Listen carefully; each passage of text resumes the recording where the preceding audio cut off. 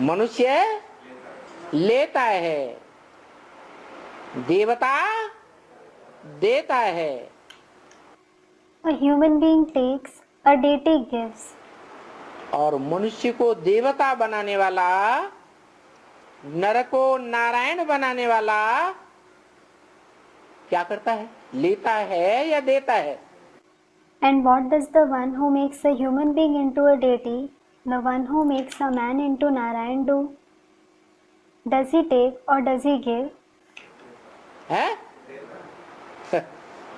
न वो लेता है, क्योंकि किसी से लिया जाएगा तो नियम है उसे वापस देना पड़ेगा।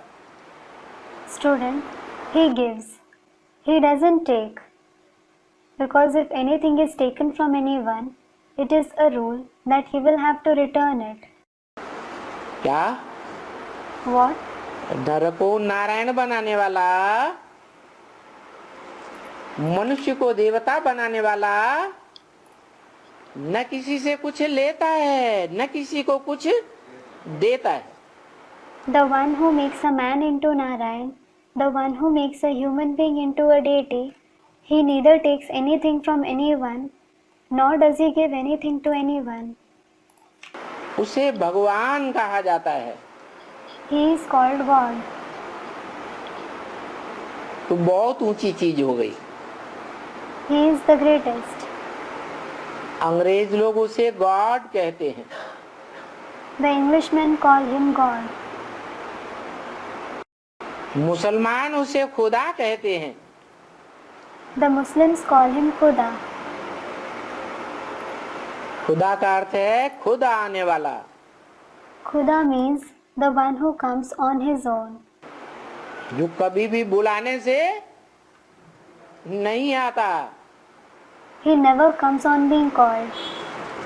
उसे निमंत्रण देने की दरकार नहीं है। There is no need to give him invitation. वो मान सम्मान लेता ही नहीं। He doesn't accept respect and honor at all. इसलिए वो खुद आता है। This is why he comes on his own. इसलिए खुदा कहा जाता है। This is why he is called Khuda. तो ऊंचे ते ऊंचा भगवंत है। So, he is the highest of the high God.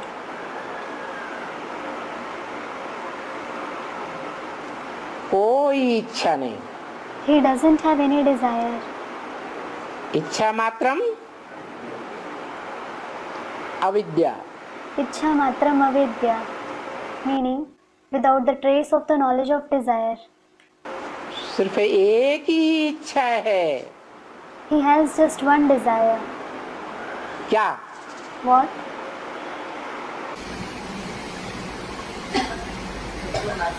है? Student, to make the children into Narayan from a man. तो सबको बना देता है। Then, does he make everyone into that? 500-700 crore को बनाता है। Does he make the 5 to 7 billion souls into that? ये इच्छा भी नहीं उसकी। This isn't his desire either. क्या इच्छा है? What is his desire? सबका कल्याण हो। Everyone should be benefited. क्या? What? एक नारायण का कल्याण करने के लिए नहीं आता। He doesn't come to bring benefit to just one Narayan. क्या करने के लिए आता है? He comes to do what?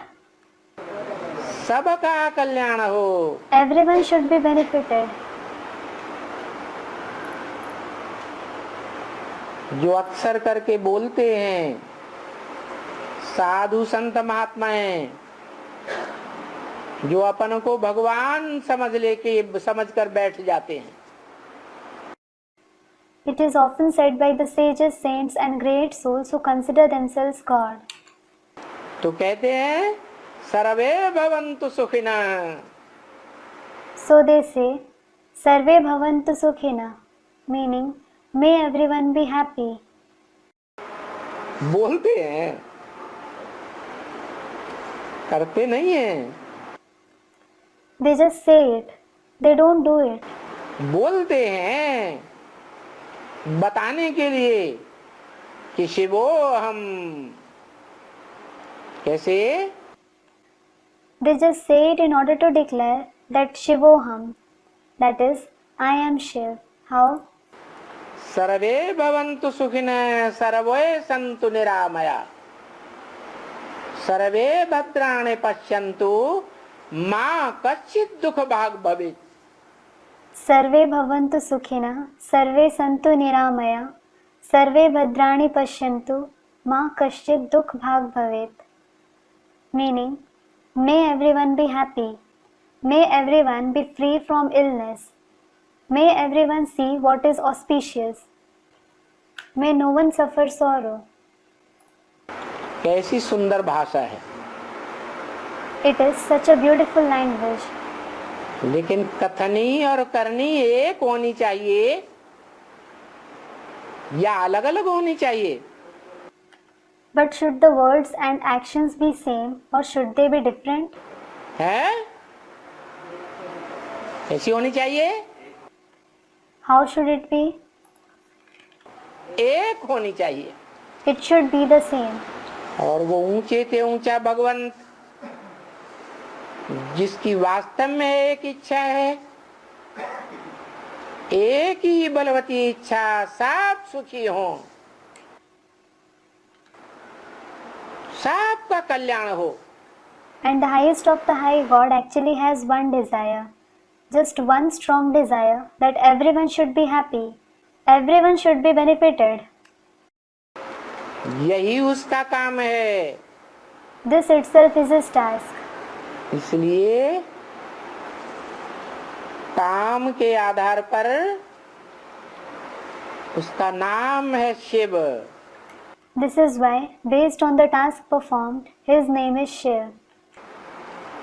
Shiv माने कल्याणकारी। Shiv means beneficial.